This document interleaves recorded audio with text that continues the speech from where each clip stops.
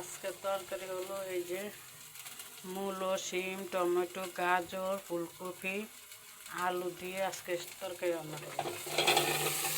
সব আজকে একসাথে রান্না করবো।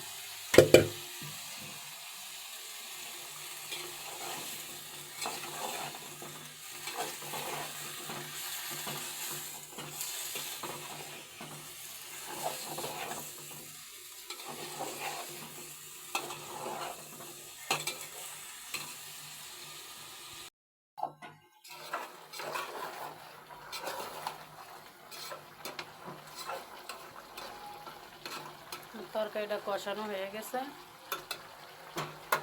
এখন ঝোল দিয়ে দিব।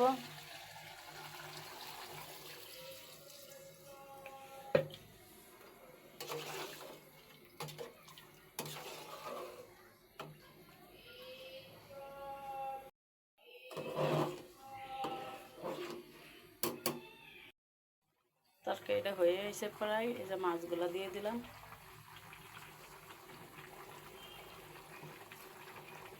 আজকে পাঙ্গাস মাছ দিয়ে তরকারি রান্তাছি।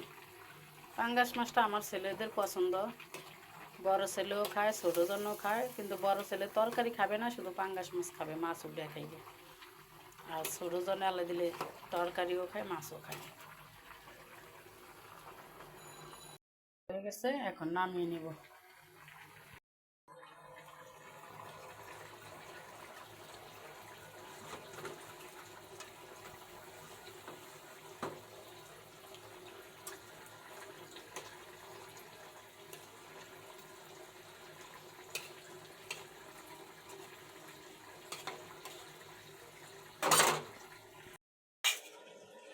ভাতটা হয়ে গেছে, এখন সেকা দিয়ে নিব।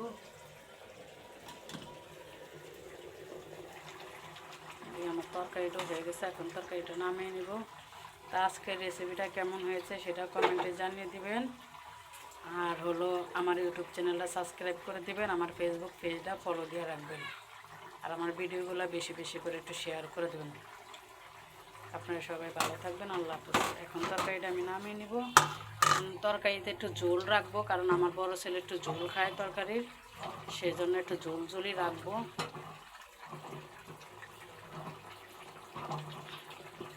ওর ঝোলটা একটু পছন্দ, তাই একটু ঝোল রাখি সবসময়। আমি তরকারিতে একটু ঝোল বেশি রাখি। আপনারা সবাই ভালো থাকবেন, আল্লাহ হাফেজ।